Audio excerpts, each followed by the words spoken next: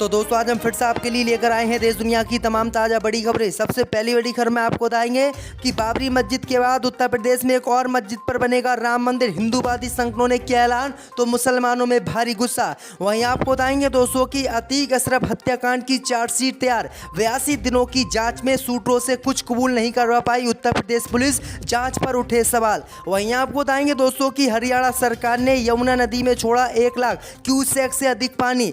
दिल्ली में आ सकती है बाढ़, बनाए गए हैं कंट्रोल रूम। वहीं आपको बताएंगे दोस्तों कि मोदी सरकार के यूनिफॉर्म सिविल कोड को लेकर आरएसएस हुई नाराज। आरएसएस ने आदिवासियों को यूनिफॉर्म सिविल कोड से अलग रखने की मोदी सरकार से की मांग। वहीं आपको बताएंगे दोस्तों कि मंत्री बनकर पत्नी ज्योति मौर्य से बदला लेंगे आलोक मौर्य, उठ रही है उनके चुनाव लड़ने की मांग। तो दोस्तों सभी खबरों को आपको विस्तार से एक-एक कर बताने वाले हैं। वीडियो को लाइक करके चैनल को सब्सक्राइब कर दें। इसी बीच पर तो दोस्तों अगली खबर की ओर, तो उत्तर प्रदेश में बाबरी मस्जिद के बाद एक और मस्जिद पर बनेगा राम मंदिर। हिंदूवादी संगठनों ने किया ऐलान। जब दोस्तों आपको बता दें कि उत्तर प्रदेश में बाबरी मस्जिद पर राम मंदिर बनाने के बाद हिंदूवादी संगठनों ने उत्तर प्रदेश के वाराणसी में एक और मस्जिद पर दावा ठोकते हुए इस पर राम मंदिर बनाने की मांग की है। दरअसल आपको बता दें कि वाराणसी में ज्ञानव्यापी मस्जिद मामले में ज्ञानव्यापी मुक्ति महापरिषद ने एक अभियान की घोषणा की है। महापरिषद ने काशी में एक लोटा जल अभिषेक ज्ञानव्यापी मुक्ति के नाम अभियान चलाने का ऐलान किया है। एक वर्चुअली बैठक में यह फैसला किया गया है। महापरिषद का कहना है कि संगठन साल 1986 से लगातार ज्ञानव्यापी मस्जिद तोड़कर इस्लाम धर्म को खत्म करके यहां पर मंदिर बनाने की मांग कर रहा है, लेकिन अभी तक उनकी मांग पूरी नहीं हुई है। वहीं आपको बता दें कि हिंदूवादी संगठनों ने कहा है कि काशी में एक लोटा जल अभिषेक ज्ञानव्यापी मस्जिद पर चढ़ाएं जिससे यहां पर मंदिर बन सके। इसी तरह से बाबरी मस्जिद को भी तोड़कर हिंदूवादी संगठनों ने यहां पर राम मंदिर बनाया और उसी राह पर चलते में हिंदूवादी संगठनों ने अब ज्ञानव्यापी मस्जिद को तोड़कर मंदिर बनाने की घोषणा की है। इसी बीच पर तो दोस्तों अगली खबर की ओर, तो अतीक अशरफ की हत्याकांड की चार्जशीट एसआईटी ने की तैयार। 82 दिनों की जांच हुई पूरी।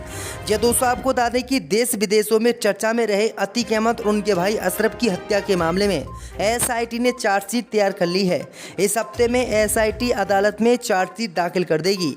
15 अप्रैल को हुए इस बहुचर्चित हत्याकांड की एसआईटी जांच में 86 दिन बाद भी वहीं पेच फंसा रह गया जहां पहले दिन था। जांच दल बस 3 कदम यानी शूटर लवलेश, सनी सिंह और अरुण मौर्य के नाम तक ही चल सका। कोई नया तथ्य सामने नहीं आ सका। जांच दल अब मौका वारदात से पकड़ गए तीनों शूटरों सनी सिंह, लवलेश तिवारी और अरुण मौर्य के खिलाफ अदालत में चार्जशीट दाखिल करने की तैयारी कर रहा है। दरअसल आपको बता दें कि एसआईटी ये जांच नहीं कर पाई कि आखिरकार इनसे अतीक अहमद की हत्या किसने करवाई, ये तीनों शूटर किन किन के संपर्क में थे, कौन लोग थे जिन्होंने इन्हें गन ला के दी और किन के कहने पर इन्होंने अतीक अहमद की हत्या की। अभी तक एसआईटी इनसे कुछ नहीं पूछ पाई। 82 दिनों तक ऐसे ही खेलकूद एसआईटी करती रही और बस यहीं पर मामला शांत कर दिया। तो ये बड़ी अपडेट आई दोस्तों कि एसआईटी ने अतीक अहमद परिवार की कोई भी मदद इस हत्याकांड में नहीं की है। उन आरोपियों से एसआईटी ये तक नहीं कबूल पाई कि किन किन लोगों का इसमें हाथ है। इसी बीच पर तो दोस्तों अगली खबर की ओर, तो हरियाणा ने यमुना नदी में छोड़ा 1 लाख क्यूसेक से अधिक पानी। दिल्ली में बाढ़ की चेतावनी जारी, बनाए गए कंट्रोल रूम। जब दोस्तों आपको बता दें कि हरियाणा की सरकार ने रविवार को यमुना नदी में 1 लाख क्यूसेक से अधिक पानी छोड़ा है। इसके चलते दिल्ली में बाढ़ आने का खतरा पैदा हो गया है। राज्य सरकार ने बाढ़ को लेकर अलर्ट जारी किया है। शनिवार रविवार को हुई रिकॉर्ड तोड़ बारिश से दिल्ली पहले से ही पानी है। यमुना नदी में उफान आने से स्थिति और गंभीर होने की आशंका है। दिल्ली सरकार के सिंचाई एवं बाढ़ नियंत्रण विभाग ने बताया है कि हरियाणा ने हथनी कुंड बैराज से रविवार शाम 4 बजे 1,05,453 क्यूसेक पानी छोड़ा है। इसके चलते बाढ़ की पहली चेतावनी जारी की गई है।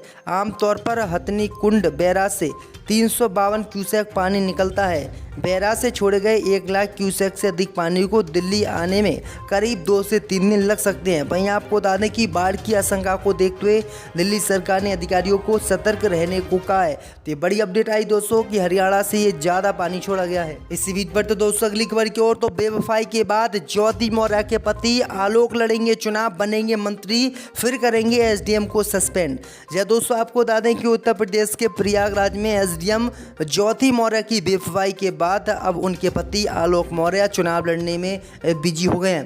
दरअसल आपको बता दें कि इस मामले के सामने आने के बाद कुछ लोगों ने उन्हें IAS अधिकारी बनने के बाद उनसे बदला लेने की बात कही थी, लेकिन अब कुछ लोगों ने उन्हें सलाह दी है कि IAS अधिकारी बनने में उन्हें कई साल लग जाएंगे।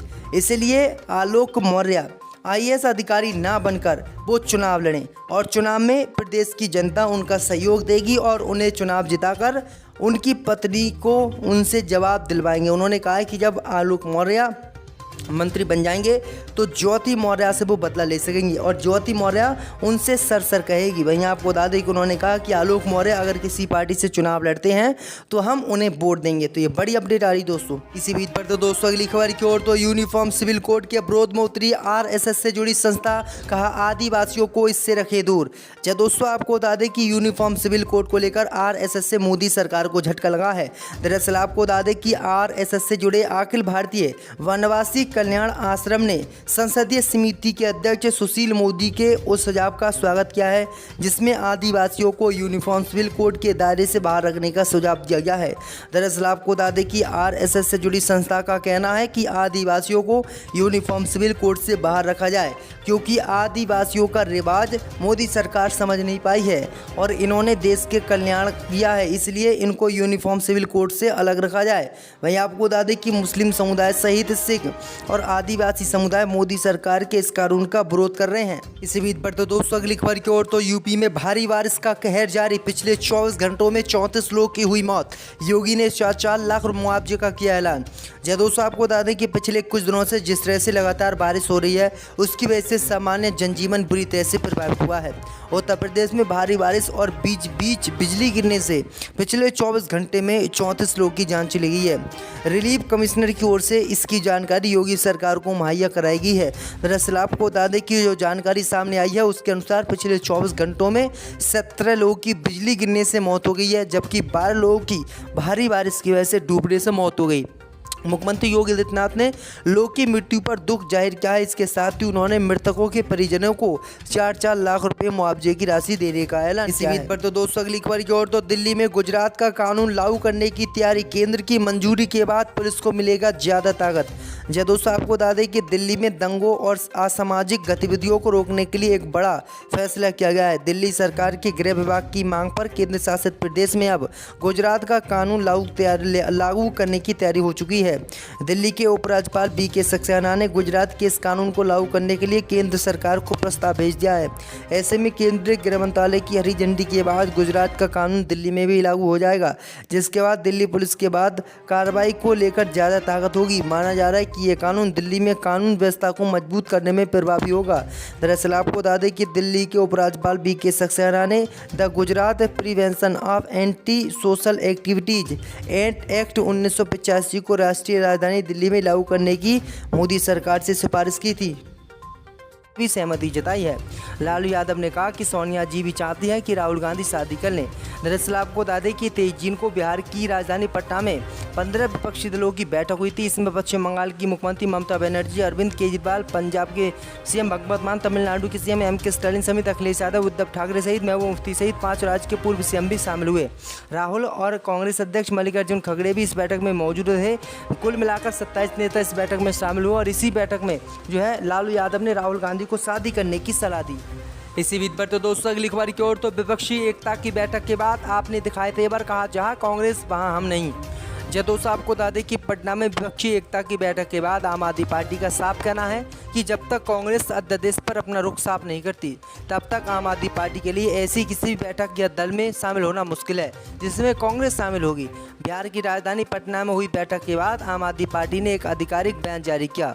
आम आदमी पार्टी ने कहा कि जब तक 31 राज्यसभा सांसदों वाली कांग्रेस पार्टी सार्वजनिक रूप से इस अध्यादेश का विरोध नहीं करेगी तब तक आम आदमी पार्टी के लिए भविष्य में होने वाली ऐसी बैठकों में जहां कांग्रेस हिस्सा ले रही है वहां हिस्सा लेना मुश्किल होगा। उन्होंने कहा है कि अब समय आ गया है कि कांग्रेस ये तय करे कि वह दिल्ली की जनता के साथ खड़ी है या फिर मोदी सरकार के साथ। आपने कहा कि केंद्र सरकार के काले अध्यादेश के खिलाफ कांग्रेस की चुप्पी उसके इरादों पर संदेह पैदा कर रही है। इसी बीच पर तो दोस्तों अगली खबर की ओर तो राष्ट्रपति रहते समय ओबामा ने 7 मुस्लिम देशों पर दागे थे 46,171 बम। आज भारत को अल्पसंख्यकों पर दे रहे हैं ज्ञान। यह दोस्तों आपको बता दें कि अमेरिका के पूर्व राष्ट्रपति बराक ओबामा ने भारत को अल्पसंख्यकों खासकर मुस्लिमों के अधिकार पर ज्ञान देने की कोशिश की। उन्होंने कहा कि हिंदू बहुसंख्यक भारत में मुस्लिम अल्पसंख्यकों की सुरक्षा पर ध्यान देना चाहिए। हालांकि आज मुस्लिमों पर भारत को ज्ञान दे रहे ओबामा वही व्यक्ति हैं जिनके राष्ट्रपति रहते समय अमेरिका ने विश्व के 7 मुस्लिम देशों पर 26,000 से अधिक बम दागे थे। अमेरिकी सेना के इन हमलों में हजारों नहीं बल्कि लाखों मुसलमानों की जान गई थी, जिनमें ज़्यादातर निर्दोष आम नागरिक थे। मजे की बात यह है कि इस तबाही के